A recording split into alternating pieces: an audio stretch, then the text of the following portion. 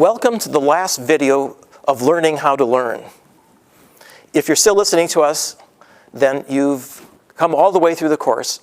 And may remember at the beginning, I said that brains do not come with an instruction manual. So we have to write one ourselves. And that was one of our goals.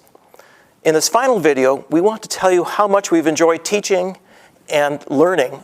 We've learned from you as we hope you've learned from us.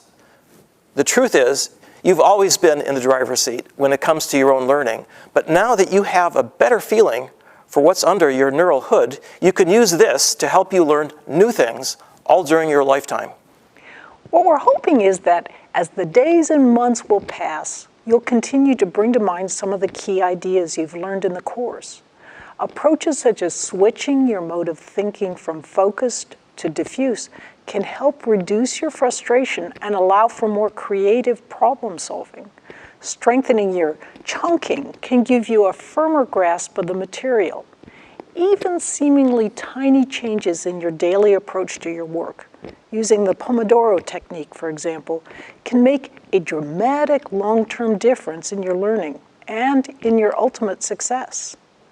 Learning is so vitally important to our future that most of us spend 12 to 16 of our earliest years of our lives in school, culminating in high school or college.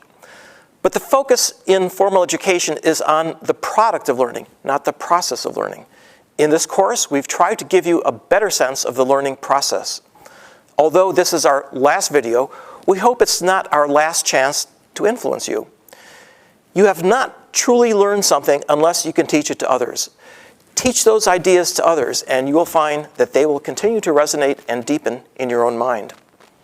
We hope you'll also have discovered how powerful these ideas can be in helping you broaden your interest, passion, and expertise.